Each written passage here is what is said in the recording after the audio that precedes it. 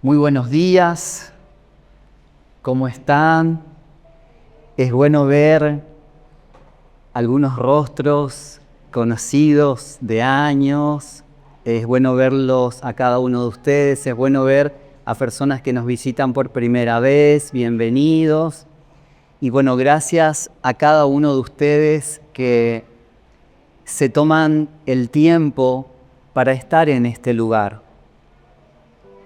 Sé que les repito continuamente, pero no es en vano el trabajo de reunirse, y no solo el trabajo de reunirse hoy acá, quizás también muchos se reúnen en reuniones más pequeñas, en las casas, en una célula, a veces comparten su tiempo devocional en familia o sus tiempos solos. Cada una de esas pequeñas de esos pequeños esfuerzos, aunque a veces pareciera que no dan resultado, a largo plazo producen una diferencia. Así que gracias por tomarse el tiempo, una vez más, de edificar sus vidas por medio de la palabra viva. No es un predicador, no es una persona, es su palabra la que trabaja en nuestro interior. Así que no pongan sus ojos en el predicador ni en los que cantan, pongan sus ojos en la palabra viva y en lo que Dios quiere hablarles a cada uno de ustedes, incluyéndome a mí. Bien, me gusta ver cómo, sin saber, porque los que cantan no saben lo que iba a predicar, ni mis cosas siquiera, pero cómo muchas veces Dios va conectando por el Espíritu, por medio de no solo las canciones, sino también de las oraciones, va conectando el Espíritu y las palabras que Él quiere transmitir. Por eso es bueno estar muy atentos desde el principio, no solo a la predicación, sino también a cada palabra. Quizás cuando entraste y saludaste a una persona, te dijo una palabra que necesitabas escuchar. Quizás no te dijo una palabra, pero en sus ojos se expresó el amor que quizás no tienes en tu casa. A veces un gesto, una mirada, un abrazo pueden hablar más que 1000 palabras, y a veces Dios puede hablarte a través de cualquiera de los hermanos que estamos hoy aquí. No pongas demasiada expectativa en el mensaje, sino poné tu expectativa todo el tiempo para estar atento a lo que Él quiere decirte. Amén.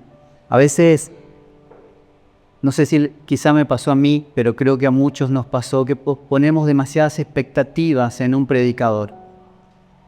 Pero el predicador es una persona más, a través del cual Dios expresa su gracia. Sí, quizás haya una gracia diferente, pero nosotros tenemos que recibir a Cristo, que es la gracia de Dios en cada persona, no solo a un predicador. Y cuando hacemos eso, Dios nos habla definitivamente. Quizá no te habla a través del predicador, pero te va a hablar a través de alguna situación en la reunión. Pero espero que Dios te hable también a través del predicador. Amén, no dijo nadie amén, así que bueno, no hay mucha expectativa. Hay una, Gaby, gracias Gaby. Ahora yo te digo amén cuando... Bien, ustedes saben que esta semana estuve pensando en lo que vivió el pueblo de Israel cuando Dios lo sacó de Egipto. El pueblo de Israel fue oprimido. Sé que a alguno por ahí le voy a tapar con la columna, o la columna me tapa ahí, pero bueno, yo me voy moviendo y así, si no, ustedes se pueden mover también al compás. Esta semana estaba pensando en el pueblo de Israel, al cual Dios sacó de Egipto, de la opresión. Ese pueblo estaba afligido por lo que vivía en Egipto, y Dios escuchó su aflicción, y Dios le mandó un libertador. Ahora, no quiero entrar en profundidad en eso, pero solo quiero decirles que Dios de repente y en un día sacó a Israel de Egipto. El problema para Dios no fue sacar a Israel de Egipto físicamente. Dios lo hizo, mandó plagas, abrió el mar, hizo señales impresionantes y los sacó de Egipto con señales poderosas, pero ese no fue el mayor desafío para Dios. El desafío y el problema que Dios encontró es que pasaron 40 años, es decir, una generación en donde Dios no pudo sacar a Egipto del corazón y de la mente de los israelitas. Y lo que pensaba es que muchas veces podemos estar en el camino correcto. Israel estaba en el camino correcto, estaban yendo camino hacia la tierra prometida. Pero sin embargo, su corazón y sus pensamientos quedaron atrapados, y si bien Dios los sacó del cautiverio físico, pero hubo otro cautiverio que los acompañó a esa generación que salió, salvo algunas excepciones como Josué y Caleb. Tenemos acá a Caleb entre nosotros, así que estamos salvados. Alguien va a entrar de nosotros. Así que esa son la nueva generación, pero nosotros no queremos ser como la generación vieja que salió de Egipto y que a pesar de que Dios los sacó en sentido físico de un lugar de esclavitud, en su mente y en su corazón seguían esclavos y ellos no pudieron entrar a lo que Dios tenía preparado. Dios tenía una herencia y una promesa, pero ellos no pudieron entrar porque su corazón y sus pensamientos quedaron en cárceles atrapados, y aunque estaban en el camino correcto, dieron vueltas en círculos porque su corazón no soltaba lo que debían haber soltado, que era Egipto. Y así puede pasarnos a muchos de nosotros. Estamos en el camino correcto, nos congregamos, venimos a las reuniones, a las células, pero a veces nuestro corazón y nuestros pensamientos están más en las cosas del mundo que en las cosas de Dios. Y entonces comenzamos a dar vuelta en círculos. Lo que dicen, hay diferentes teorías. La otra vez escuchábamos de nuestro apóstol que el camino y el tiempo que Israel tenía que tardar desde que salió de Egipto para entrar a la tierra prometida. La tierra prometida es un tipo de Cristo. Nosotros hoy no estamos caminando para entrar a una tierra prometida, nosotros estamos caminando para encontrarnos con Cristo. Él es nuestra promesa y Él es nuestra mayor bendición, como cantábamos. Dios nos bendijo con toda bendición espiritual en los lugares celestiales porque estamos unidos a Cristo. Nuestro caminar no es para pasar un buen momento con otras personas que comparten nuestra fe, aunque lo incluye. Nuestro caminar juntos es para encontrarnos con una persona, y esa persona es Jesucristo. Si no nos estamos encontrando con Él, nuestro caminar es como el de Israel en el desierto. Vamos a dar vueltas en círculos y va a pasar toda nuestra vida sin que podamos entrar a la verdadera bendición que Dios tiene, que es su Hijo revelándose en nuestro interior. Entonces, muchas veces no es lo que Dios pueda o no hacer, porque Dios puede hacer grandes obras, grandes milagros, porque muchas veces esperamos milagros de parte de Dios, pero el mayor milagro que Dios quiere ver y quiere hacer es en nuestro corazón, es en nuestros pensamientos. Y muchas veces nosotros estamos hoy acá, lo cual es muy bueno, y estamos en los caminos del Señor y nuestra familia está en los caminos del Señor, pero nuestro corazón sigue amando, deseando más que a Dios las cosas que el mundo tiene para ofrecernos. Y no quiero que esto suene como legalista, ¿no? Vieron que a veces escuchan a ser pregados, porque el mundo aguanta. Pero la realidad es que Juan dice, no amen el mundo ni las cosas que están en el mundo, porque nada de lo que hay en el mundo proviene del Padre. ¿Y cuáles son las cosas del mundo que enumera? Los deseos de los ojos, es decir, querer todo lo que ven nuestros ojos. ¿A cuánto nos pasa que a veces vemos, quiero ese celular, esa cosa? Y muchas veces, persiguiendo cosas, perdemos de vista las cosas que no son visibles. Lo natural, lo visible nos ciega para no ver lo más importante que es lo no visible. Y ya vamos a llegar ahora a ese punto. Israel estaba caminando y Dios mismo estaba guiándolos, pero ellos estaban pensando en la comida, en el ajo y en la comida de Egipto. Y esa generación no pudo ver lo que Dios tenía porque su corazón no fue libre y no pudo amarlo a Él y ponerlo a Él verdaderamente en el primer lugar. Y creo que todos necesitamos establecer las prioridades correctas en nuestra vida. Dios nos está llevando a establecer el orden correcto, las prioridades correctas. No que no vamos a tener un celular, que no vamos a aspirar a una casa, a un buen trabajo, a un auto o a lo que ustedes estén pensando, pero que eso no sea el centro que los desenfoque de lo que debe ocupar el primer lugar en su corazón, que es Cristo Jesús. Amén.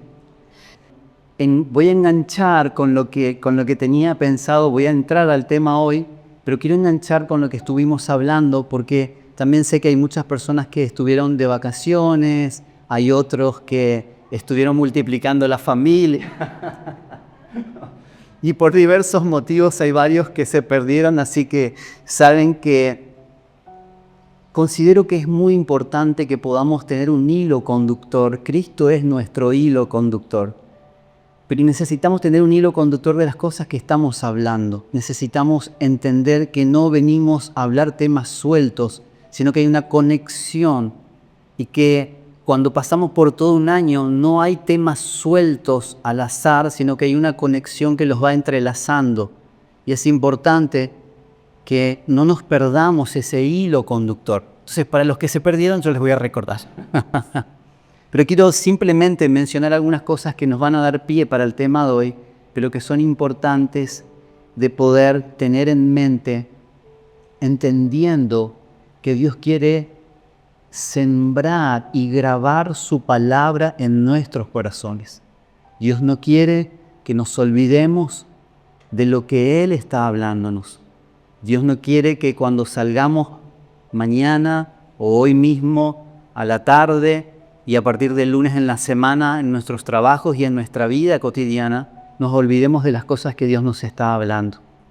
Porque si nos olvidamos de lo que Dios nos no tiene mucho sentido. Necesitamos la vida y la palabra que recibimos acá y la vida que está en esta palabra, la necesitamos para vivir la vida allá afuera. No es para vivirla acá adentro solamente, principalmente es para vivirla afuera. Así que quiero remarcar algunos puntos claves para poder pasar a lo que hoy quiero sembrarles. Y uno de los textos principales, voy a pasar rápidamente, es, algunos ya saben, se viene la introducción de 30 minutos, pero vamos a ser breves. Tercera de Juan, capítulo 1, versículo 2. Este fue uno de los textos centrales que estuvimos hablando. Se escucha bien. Pueden tomar mate, la clave es no dormirse. Eso sí, no está permitido mate, café, pero no está permitido dormirse. Tercera de Juan, capítulo 1, versículo 2, en la versión amplificada. Este fue un texto central y dice, amado, ruego que en todo tengas éxito y prosperes y goces de buena salud física, así como sé que tu alma prospera espiritualmente. Y no voy a entrar en detalle, pero hablamos que por qué prospera tu alma y espiritualmente dice esta. Otras versiones dicen directamente, espiritualmente, que prosperes así como prosperas espiritualmente y saca el alma. Pero hablamos de que la prosperidad del alma está ligada a la prosperidad del espíritu. El alma, para prosperar desde la perspectiva de Dios, no necesita ser un psicólogo, necesita que prosperes espiritualmente. Si no hay prosperidad espiritual, si no hay crecimiento espiritual, el alma difícilmente podrá prosperar desde la perspectiva de, estoy medio trabado, estoy parece Moisés. No sé si porque necesito un traductor. Y yo no hablo, algunos hablan varios idiomas, entonces por ahí se le mezclan los idiomas. Bueno, yo no voy a decir eso porque apenas para un idioma y no alcanzo. Pero bueno, ténganme paciencia. Ahora entiendo por qué Moisés no quería hablar, porque se traba. Pero bueno, ahora yo quiero ir a las conclusiones importantes para no perder demasiado tiempo en esto. Y creo que tenemos algunas de las conclusiones, ¿sí? Qué bien. Tenemos algunas de las conclusiones importantes que estuvimos viendo. La primera es, el deseo de Dios es prosperarnos. Dios quiere prosperarnos. Hay personas que tienen problema con esto. Hay mucho de ideas del catolicismo y muchas ideas que quedaron marcadas en nuestros corazones porque nos pensamos que prosperar espiritualmente significaba ser pobres, no tener absolutamente nada. Y no, Dios realmente quiere prosperarnos en todo sentido. Pero vamos a ver el orden de Dios que es desde el Espíritu. El segundo punto es, la prosperidad es integral. Dios quiere prosperarnos de manera integral y en este texto lo vimos. No es solo una prosperidad para el Espíritu, comienza en el Espíritu. La prosperidad de Dios es para toda nuestra vida.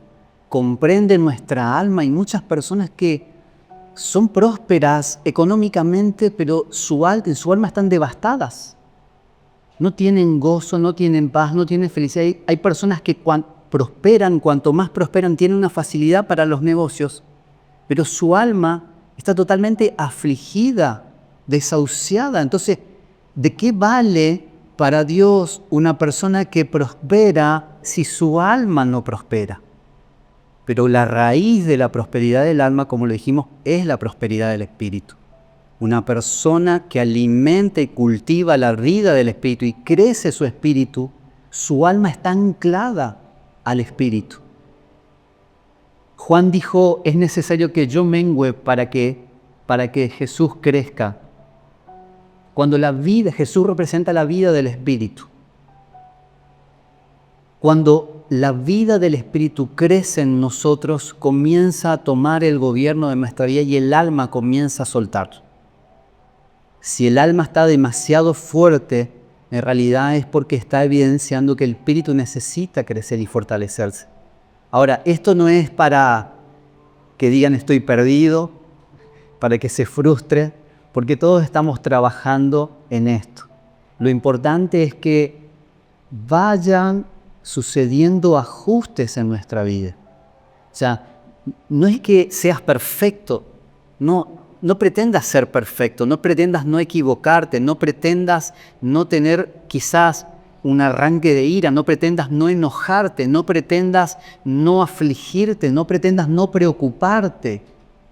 Pretende que cada día conozcas más al que es la vida verdadera, que es a Cristo Jesús, que Él crezca, que Él vaya absorbiendo todo tu ser y es cuestión de tiempo. Si Él crece, lo demás va menguando. Si el espíritu crece, el alma mengua. Si el espíritu no crece porque no lo alimentamos, el alma toma el control. Entonces, Dios quiere prosperarnos de manera integral, espíritu, alma y cuerpo. Tercer punto, el centro y origen. Necesitamos anteojo, Marty, préstame tu. Perdón. Lo que pasa es que Pau tiene anteojo, entonces lo ve bien. Pero bueno, les leo. El centro y origen era para ver si estaban prestando atención. La prosperidad es integral, sana la vista, todas las áreas de nuestra vida. Yo puedo leerle. El centro y origen de esta prosperidad está en el interior, ahí está, en la vida del espíritu, en nuestra unión con Cristo. Entonces la verdadera prosperidad o la prosperidad bíblica, la que Dios nos propone, es integral. Dios quiere prosperarnos, pero comienza en el interior con la vida de Cristo. Comienza adentro y se expresa afuera. El problema de muchos es que queremos prosperidad afuera, pero no hay una correlación de un crecimiento y prosperidad en el interior. Y ese es el problema para Dios. Para Dios el problema no son los recursos. Dios podría hacer un milagro y te da todos los recursos hoy. El problema es que no lo podés gestionar correctamente si no crece la vida del Espíritu. Pero quiero decirte una muy buena noticia para todos, que si crece la vida del Espíritu, también es muy probable que Dios te prospere en todo y que tengas salud, así como prosperas espiritualmente. Entonces no te preocupes por lo que tenés o no tenés afuera, preocupate porque Cristo crezca en el interior. Porque aún no teniendo, vas a disfrutar de lo poco o mucho que tengas, porque la fuente, y es lo que cantan, la fuente de nuestra satisfacción es Él. Nosotros no podemos pensar como el resto de la gente que no conoce. Solo el que no conoce la vida verdadera de Dios cree que lo demás valor es lo externo.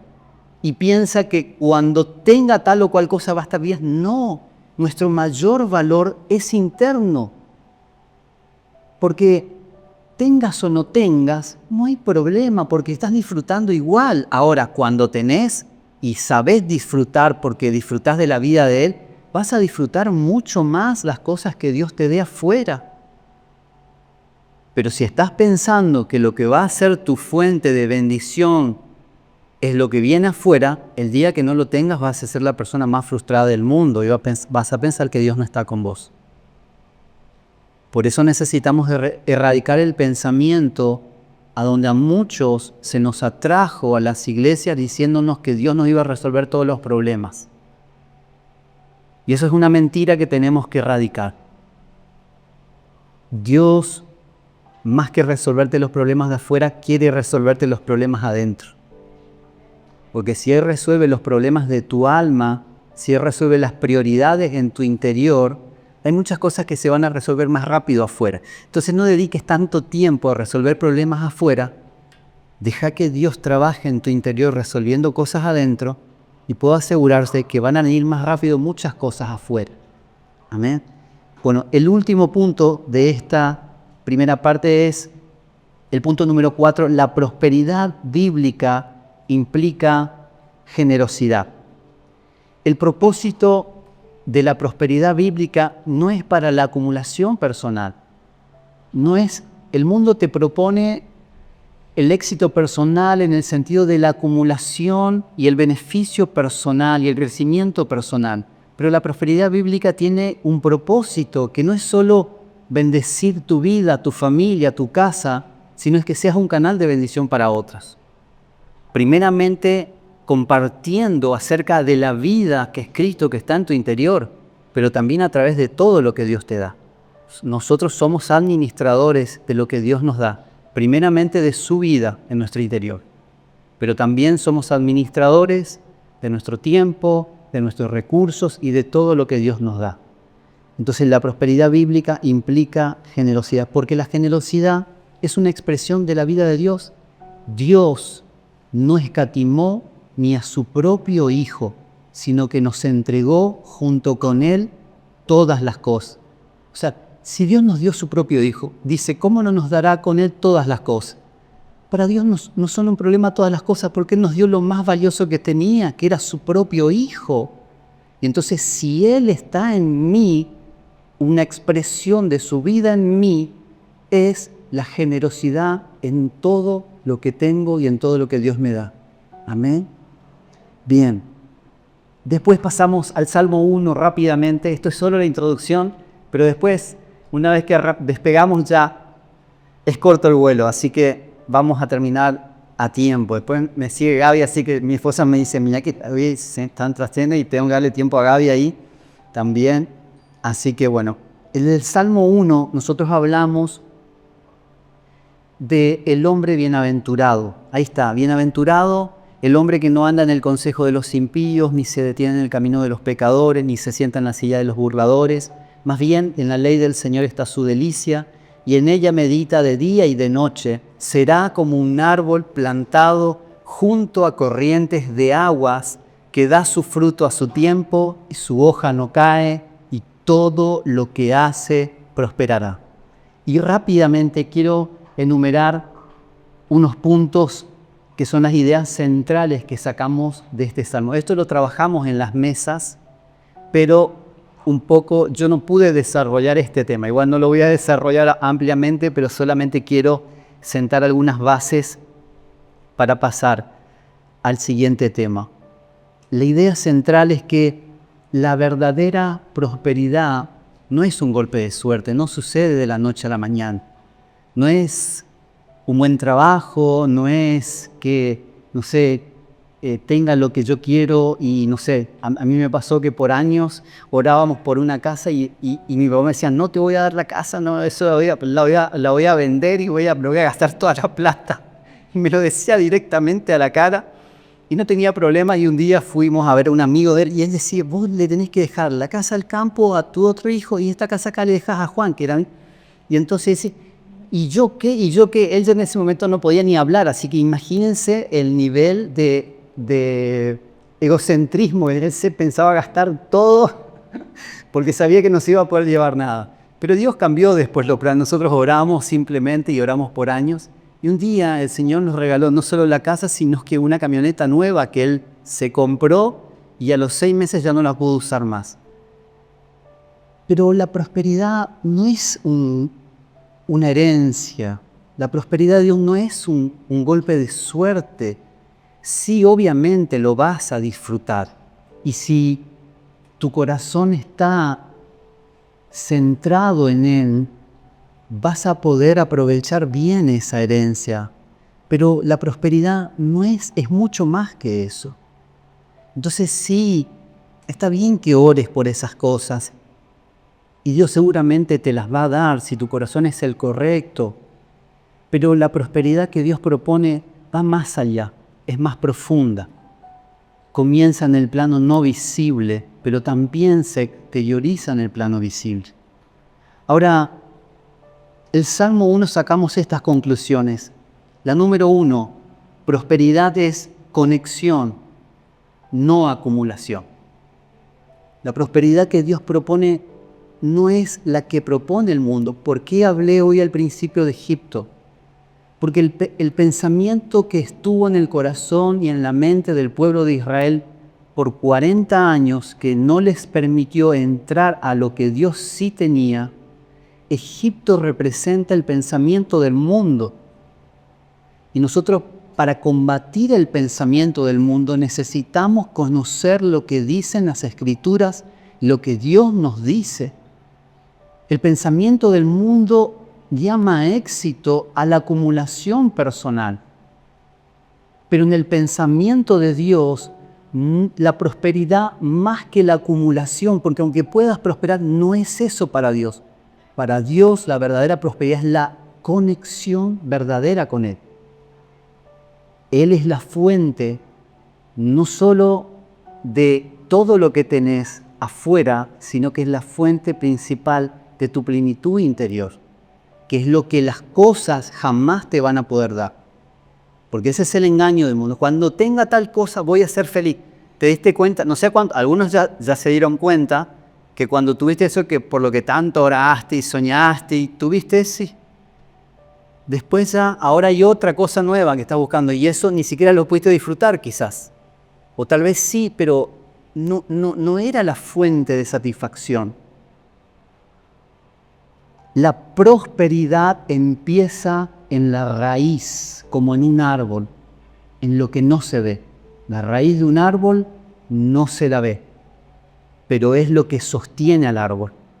La prosperidad que Dios quiere para nosotros es arraigados en Él, y eso es lo que plantea el Salmo 1. La raíz es nuestra relación con Dios. Esa es la raíz de la verdadera prosperidad bíblica.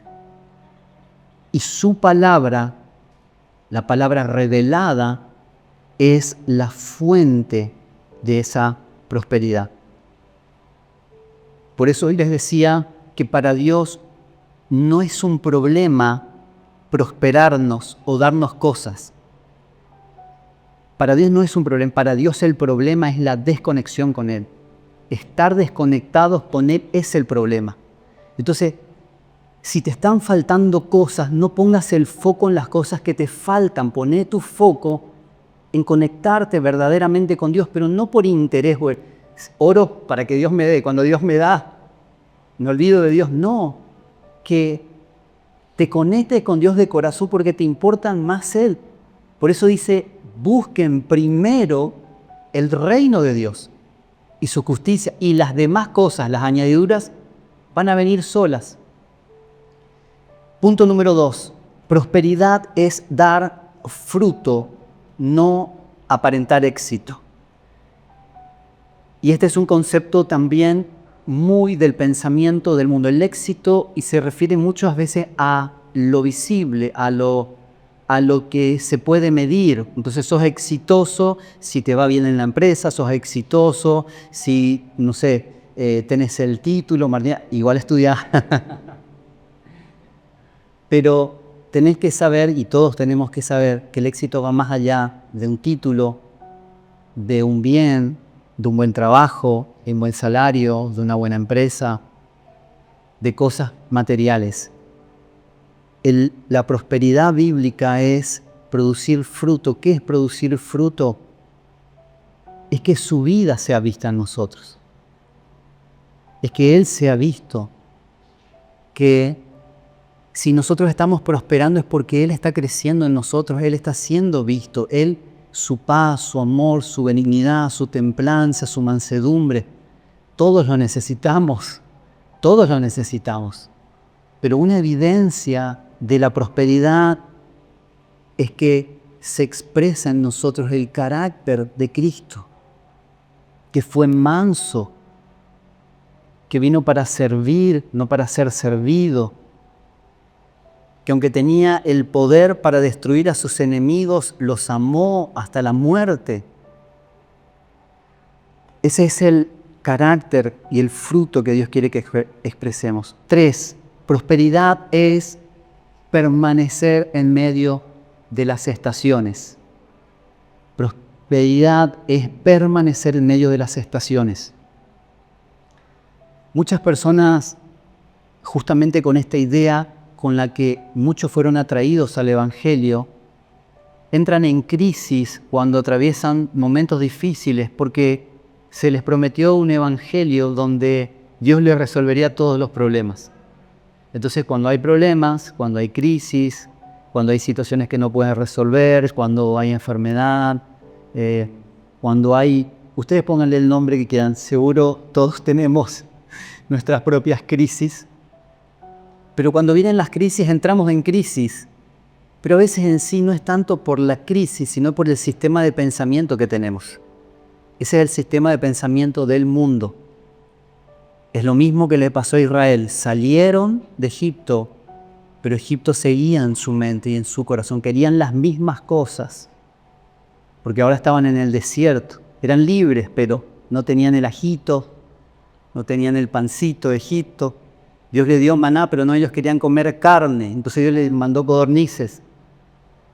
Pero el problema era no el desierto. El problema no es el desierto para nosotros, sino el problema es más el sistema de pensamiento que nos hace creer que Dios no está en la situación difícil, que Dios no está en el problema, que Dios no está viendo nuestro problema, que Dios no está viendo lo que nos está pasando, y nos desesperamos.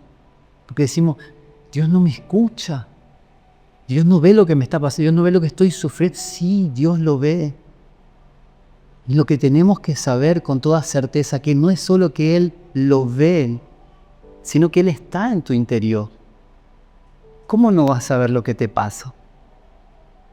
Pero necesitamos, y Él quiere cambiar nuestro entendimiento y sacar el mundo de nuestro entendimiento y de nuestro corazón para que no anhelemos más las cosas que no son la verdadera prosperidad, sino que son conceptos errados que están sembrados en nuestra mente y corazón. Quizás alguien sembró esos pensamientos, seguramente. Quizás tus padres, quizá alguna autoridad religiosa, quizás alguien sembró. Pero Dios quiere que nosotros podamos aprender a que Él está en todas las estaciones de nuestra vida. No solo en la primavera. ¿A cuánto le gusta la primavera? Me encanta.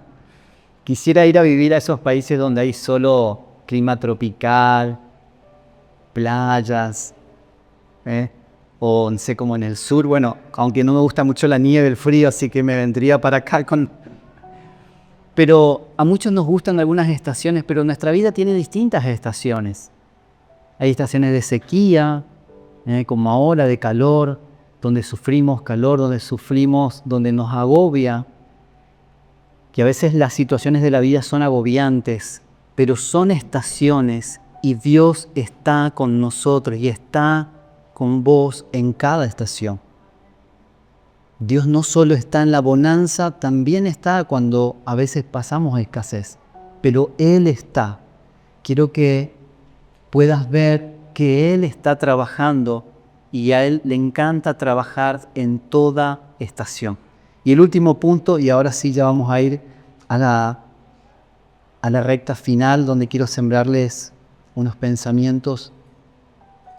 Prosperidad es que nada sea en vano. Algunos o muchos nos preguntamos muchas veces, ¿qué de bueno hay en esto? ¿Qué de bueno Dios puede sacar de esto que me pasó?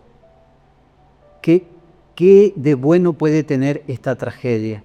¿Qué de bueno puede tener esta crisis? ¿Qué de bueno puede tener esta pérdida?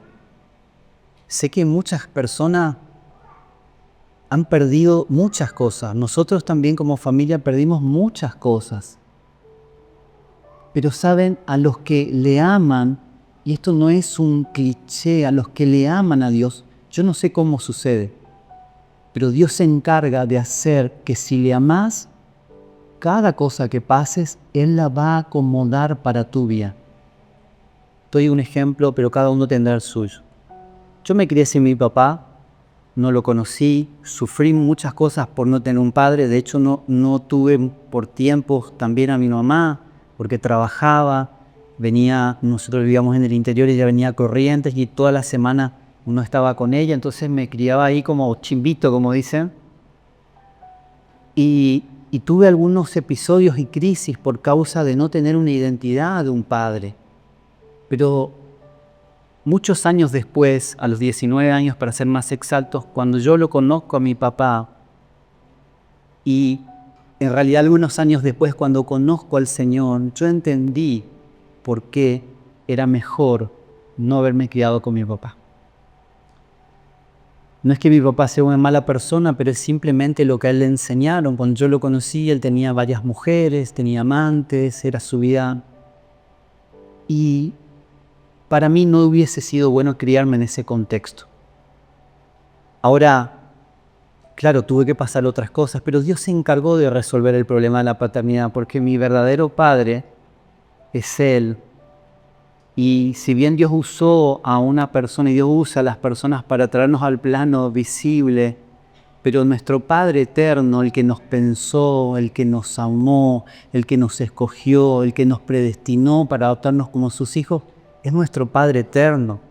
Así que si todavía hay alguien que tiene problemas con la paternidad y está luchando con eso, quiero decirte que hay un Padre que no solo es bueno, sino que es extremadamente bueno, y Él es tu Padre. Él sí te pensó, Él sí te amó, Él sí te predestinó, y probablemente es Él el que te atrajo para que hoy estés en este lugar.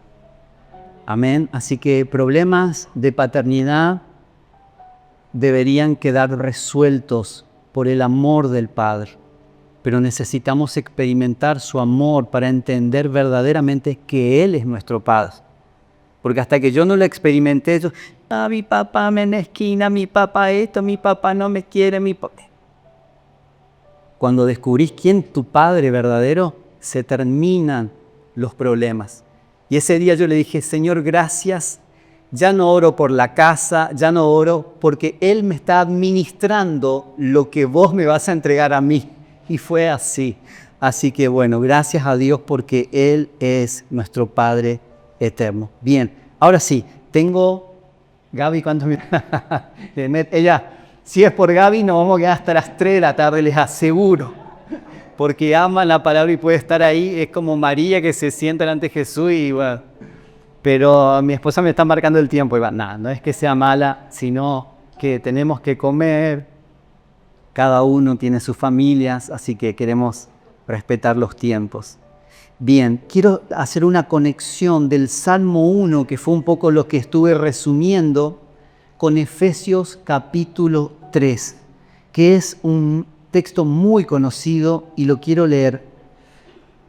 No lo voy a leer todavía, lo voy a leer un poquito más adelante. Quiero leer algunos textos para entrar a ese punto que es el punto central. Romanos capítulo 1, versículo 16 y 17 en la NTV. Ya vamos a llegar a Efesios, pero quiero antes introducir para sembrar la idea de a lo que quiero llegar. Dice, pues no me avergüenzo de la buena noticia acerca de Cristo, porque es poder de Dios en acción para salvar a todos los que creen, a los judíos primero y también a los gentiles. Esa buena noticia nos revela cómo Dios nos hace justos ante sus ojos, lo cual se logra de principio a fin por medio de la fe. Como dicen las Escrituras, es por medio de la fe que el justo tiene vida. La vida de Dios que viene a nosotros no es por nuestro esfuerzo humano, no es porque somos buenitos, porque cumplimos todos los mandamientos al pie de la letra, y no quiere decir que Dios no quiere que cumplamos su palabra, pero la justicia, Dios nos hace justos delante de Él, no por nuestras buenas obras, sino por fe. Ahora quiero leerles Romanos capítulo 5, versículo 1. Voy a ir rapidito acá, una batería de versículos para llegar al punto. Romanos 5.1 en la NTV. Dice así, por lo tanto, ya que fuimos hechos justos a los ojos de Dios por medio de la fe, tenemos paz para con Dios, gracias a lo que Jesucristo nuestro Señor hizo por nosotros. Tenemos paz con Dios gracias a lo que Jesucristo hizo por nosotros. Yo sé que hay muchas personas que sienten el peso de la condenación porque su vida muchas veces no está a la altura de lo que Dios demanda de ustedes. Pero quiero decirles que son justos no por obras, sino por fe. Aunque hay un proceso donde estamos siendo perfeccionados. No es que, vivo mi vida como se me canta, total, soy justificado por la fe. No, es mientras estoy siendo perfeccionado, yo ya sé que fui justificado. No es que voy a ser perdonado el día que yo sea perfecto. No, yo fui justificado por el sacrificio por la fe. Por la fe soy justificado. Ahora vamos a Hebreos capítulo 11, versículo 1. Esta es la versión Pasión. Hebreos 11, 1. Ya estamos en la recta final. Dice, ahora bien, la fe convierte nuestras esperanzas en realidad. La fe convierte nuestras esperanzas en realidad y se convierte en el fundamento necesario para adquirir las cosas que anhelamos. Las cosas que anhelamos no en nuestros caprichos, sino anhelamos cuando estamos alineados en nuestro corazón y pensamientos a Dios. Pero por la fe obtenemos, por la fe se hace realidad. Y dice, la fe es toda la evidencia necesaria para demostrar lo que aún no se ve. ¡Wow! La fe es la evidencia, o sea, cuando nosotros podemos ver por la fe, Dios nos muestra la evidencia de aquellas cosas que todavía no están en el plano natural, pero que ya existen en el plano espiritual. Ahora, quiero leerles el mismo texto, pero en la versión amplificada. Hebreos 11.1 en la amplificada. Estas versiones están espectaculares, la Pasión y la amplificada. Ahora bien, la fe es la certeza, fíjense, el título de propiedad,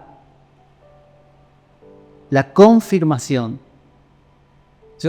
Ahora la casa que nos quedó de herencia de papá, ya tenemos el título y está nuestro nombre.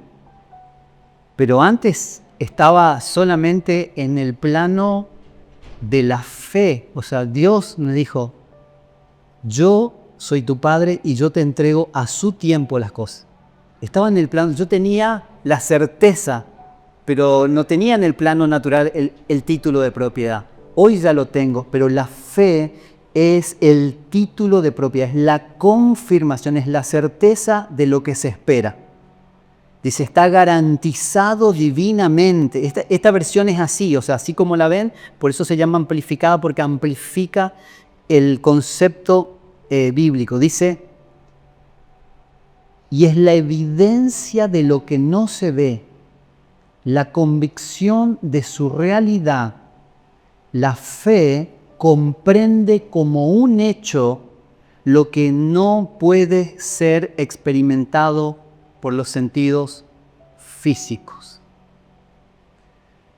Hay muchas cosas, de hecho todo lo que Dios tiene, para Israel fue la tierra prometida, fue Canaán, pero para nosotros Dios tiene promesas que primero tienen que ser vistas para ser alcanzadas.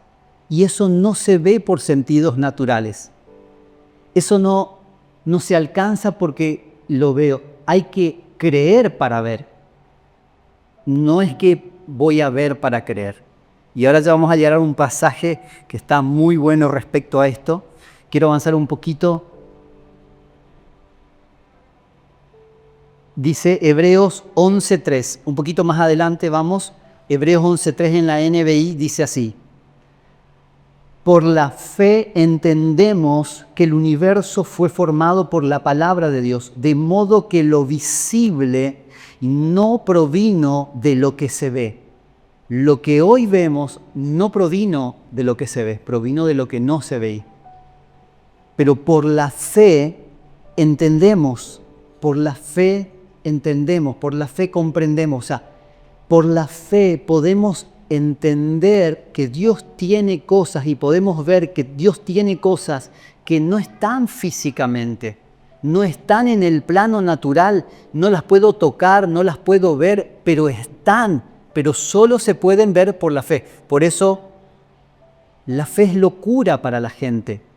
Para el que no tiene fe, el que tiene fe es un loco. Y es así porque no puede ver las cosas que el que tiene fe sí las está viendo. Entonces la fe te permite ver. Dios te abre el ámbito espiritual para que veas las cosas que ya te han sido entregadas, pero que aún no están en el plano físico. Y el último texto acá, para entrar sí al cierre, ese que va prometiendo, ¿viste? Nunca... Y nos dieron las 10 y las 11. No, ya estábamos terminando. ¿Canto el pastor había sido? No, ni en el baño. Dice Hebreos capítulo 11, versículo 6 en la NTV. De hecho, sin fe es imposible agradar a Dios. Todo el que desee acercarse a Dios debe creer que Él existe y que Él recompensa a los que le buscan con sinceridad.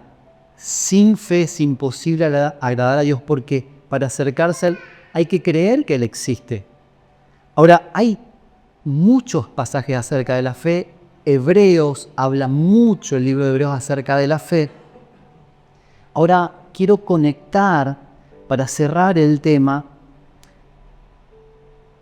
y Dios trabaja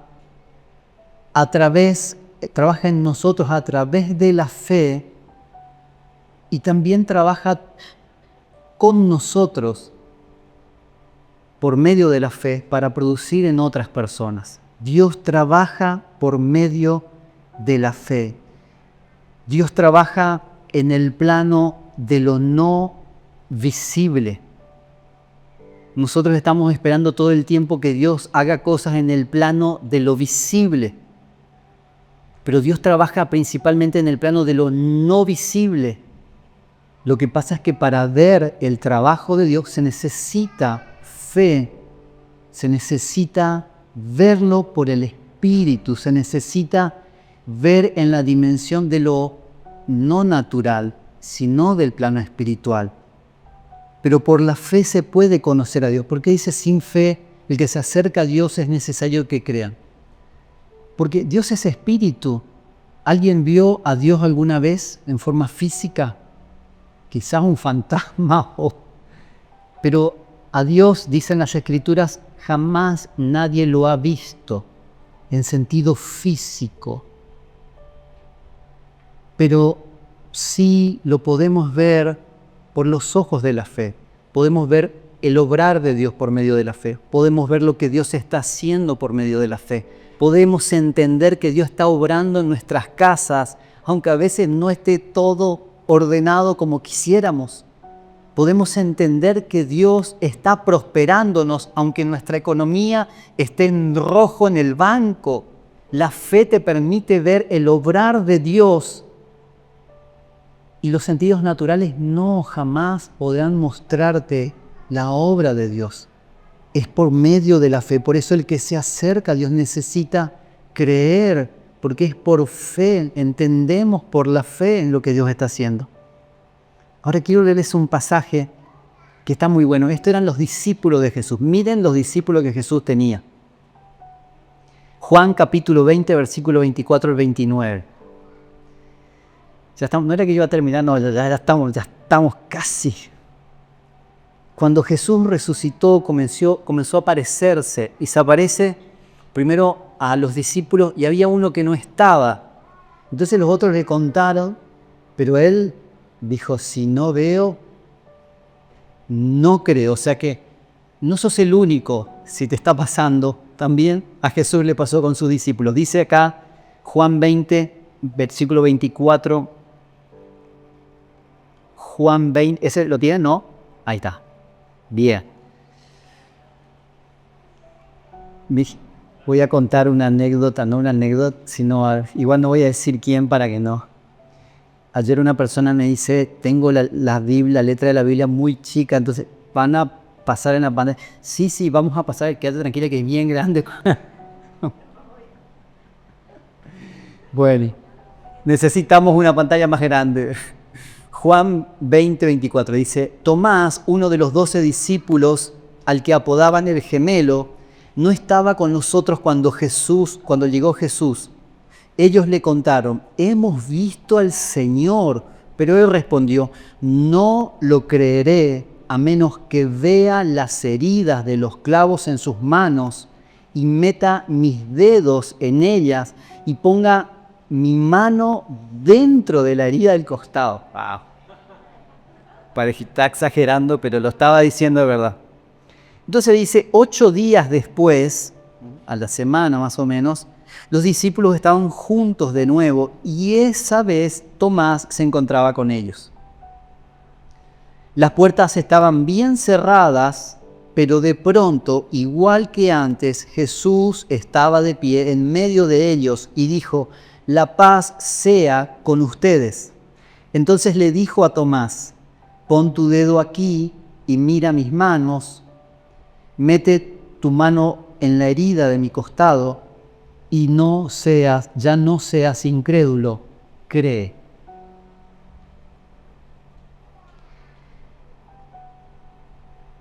No sé si Dios nos está diciendo lo mismo a muchos de nosotros. Ya a veces estamos esperando ver para creer, pero Dios necesita que veamos por la fe, que creamos primero. Y dice, no seas incrédulo, cree. Mi Señor y mi Dios, exclamó Tomás. Entonces Jesús le dijo, tú crees porque me has visto, pero benditos, dice otra versión, más bienaventurados son los que creen sin verme. Y nosotros somos parte de esos, de los que son más bienaventurados, porque nosotros no vimos al Jesús físico, No pusimos nuestra mano en sus heridas, en las manos, ni en su costado, pero sin embargo, si podemos creer en Él por medio de la fe, somos más que bienaventurados. Y esta es la conexión, porque esta palabra bienaventurado tiene que ver con prosperidad. Prosperidad es una palabra amplia dentro de las cuales incluye el favor de Dios, que son las bienaventuranzas. Ahora, no vemos para tener fe, tenemos fe para ver lo que Dios ya tiene para nosotros. Ahora sí, llegamos al texto final. Y estoy a tiempo, así que Gaby allá me dice, dale nomás. Este es el último texto y ahora sí, me cortan el micrófono si leo algún versículo más. Efesios capítulo 3, versículo 16 al 19. Y acá tenemos un subtítulo que es cimentados, arraigados y cimentados, que está relacionado un poco con lo que venimos viendo, pero quiero hacer el cierre del mensaje de hoy con esto. Arraigados y cimentados, la base para una vida plena y estable. Dice Efesios, le pido que por medio del Espíritu, o sea, él está orando a Dios por los, le pongo en contexto, él está en la cárcel, pero él está orando por los creyentes que están afuera para que Dios los fortalezca a los de afuera. O sea, piensen en la situación, porque a veces leemos las Escrituras y es como que no caemos, digamos, en el contexto. Imagínense, él está preso y él está orando a Dios para que Dios los fortalezca a los que están afuera. De hecho, cuenta en alguna de las cartas y alegrándose porque los hermanos cobraban valor desde que él estaba preso y no tenían miedo a predicar el Evangelio. O sea, yo me imagino, no sé si alguno se imagina estando preso por predicar el Evangelio, orando por los que están afuera para que Dios los fortalezca a los de afuera. Yo diría, iglesia, oren por mí para que Dios me fortalezca, no sé, algo así. No quiero estar en esa situación, pero digo, él estaba preso orando por fortaleza por los hermanos de afuera. Entonces dice, le pido que por medio del Espíritu y con el poder que procede de sus gloriosas riquezas, los fortalezca a ustedes en lo íntimo de su ser, para que por la fe Cristo habite en los corazones. Y pido que arraigados, y esta es la clave, y cimentados en amor, puedan comprender, junto con todos los creyentes, cuán ancho y largo y alto y profundo es el amor de Cristo, en fin, que conozcan ese amor que sobrepasa nuestro conocimiento, nuestro entendimiento, para que sean llenos de la plenitud de Dios. La plenitud de Dios viene por el conocimiento del amor de Dios, no de la teoría, sino de la experiencia, el conocimiento, conocer el amor de Dios que nos sea revelado es lo que nos da plenitud. Y eso es prosperidad. Ser plenos interior, porque entiendo quién soy, un hijo de Dios, que Dios ya me bendijo con todo lo que Él tiene, pero que es espiritual y que hay muchas cosas que se manifestarán si yo las creo. Como leíamos hoy, la fe es lo que dicen algunos, voy a materializar. Cuando le falta plata, déjame que me voy a materializar y se va a orar. Pero la fe muchas veces hace que se produzcan resultados visibles, pero Dios ya nos bendijo en Él, pero necesitamos verlo por la fe y conocerlo a Él en persona. Ahora, arraigado y cimentado, y este es el concepto que quiero sembrar, arraigado viene de raíz, piensen en un árbol, es algo natural, algo orgánico. Lo orgánico es todo lo que, ahora está muy de moda, lo orgánico es todo lo que tiene vida. Lo orgánico es lo que tiene vida. Entonces, el crecimiento que Dios quiere producir en nosotros tiene que ver con su vida. Tiene que ser algo natural, su vida en nosotros. Y esa vida naturalmente tiene que ser algo natural en nosotros, donde yo alimento esa vida diariamente. Estar hoy acá es parte de esa alimentación, orar, leer las escrituras, pero como algo natural. Cuando eso comienza a suceder de manera natural, ¿a cuántos les cuesta orar? ¿A cuántos les cuesta leer las escrituras? Pero cuando comienza a ser un hábito, comienza a ser más natural, comienza a ser algo que me levanto y ya estoy agradeciendo a Dios. Me despierto y lo primero que hago en mis pensamientos es gracias, Señor, por este día. Comienzo a naturalmente conectarme con esa vida. Esa vida comienza a crecer y comienza a echar raíces profundas. Y vamos a ver lo que produce el que echemos raíces, que es lo que todos necesitamos. Lo primero es lo orgánico. En el mundo natural el árbol no puede crecer si no hay raíces. En el plano espiritual, los frutos, la vida de Dios, lo que Dios quiere expresar, no puede expresarse si no hay raíces orgánicas, una vida natural orgánica con Dios. Si no hay una vida natural con Dios en nuestro día a día, está bien que nos congreguemos. Esto es parte. Pero yo no puedo olvidarme de Dios, de su palabra, de orar, en toda la semana, y nos vemos el domingo que viene, con suerte si vengo. Porque si no sucede de manera natural en nuestra vida, que yo me conecto con Dios, no habrá crecimiento, no hacia afuera, primero hacia abajo, raíces. Lo que sostiene es la raíz, lo que sostiene nuestra vida es nuestra conexión con Dios, de manera natural. No es obligación, no es que tenés que ir, no, el pastor dijo que tenemos que orar.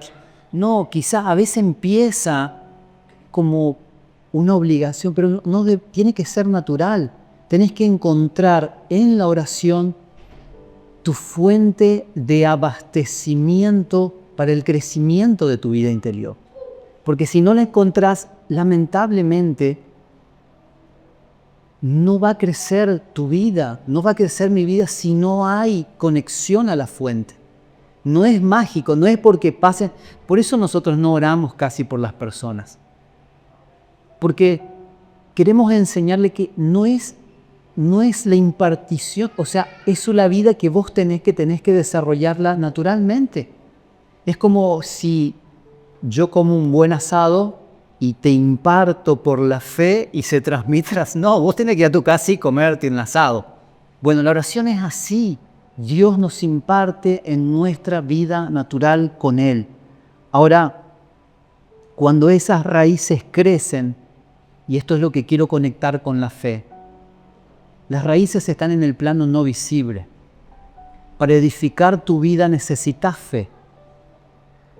Para edificar tu vida necesitas sembrar diariamente en el plano de lo no visible. Nadie va a ver lo que vas a hacer en tu casa diariamente, pero depende de lo que hagas en tu casa diariamente, si van a crecer las raíces o no van a crecer. Y de las raíces va a depender que tu vida vaya formando una estructura para sostener tu vida en los momentos difíciles. Por eso muchos creyentes piensan que es y a muchos les atrae eso, y no es que no puede orarse por las personas, sí se puede orar, pero la gente malinterpretó de que hay en una impartición por una oración toda una vida que en realidad necesita formarse en el día a día, en su vida privada también. No es magia. Sí, en una oración Dios puede hacer un milagro, Dios puede sanar a un enfermo, Dios puede hacer, pero si no hay un sustento de una raíz, de una vida natural que se conecta con Dios, tu vida después se va a desmoronar. Cuando vengan las presiones, no va a poder soportar porque no hay estructura. Imagínense cuántos vieron en las tormentas los árboles inmensos que se caen, porque la mayoría que se caen es porque no tienen raíces profundas. Acá en la plaza, muchos árboles tienen las raíces superficiales, grandes, se extienden, pero no van profundo. Y viene un viento, una tormenta, y los derriba, porque no hay profundidad. Nuestra vida con Dios es para echar raíces, para que cuando vengan los tiempos de sequía, los vientos de las pruebas y azoten contra nuestra vida, que siempre los habrá, tarde o temprano. Pero si hay raíces profundas, tu vida se sostendrá, tu casa no se caerá. Y esas raíces se construyen, aunque no se vean, diariamente con hábitos minúsculos, imperceptibles en el ámbito de lo no visible. Nadie va a ver lo que haces diariamente. Pero con el tiempo se va a notar la diferencia. Hay muchas personas que dejaron de conectarse a la fuente y un día no pasó nada, una semana no pasó nada, un mes no pasó nada, pero con el tiempo, cuando vienen las pruebas, es puesto a prueba si hay raíces o si hay cimientos. Y los cimientos también forman parte de un mismo concepto. Lo que sostiene un edificio no es la estructura, sino es el cimiento. Si no hay cimientos, el edificio se derrumba. Pero gracias a Dios porque Él está construyendo en nosotros desde el plano no visible. ¿Cuántos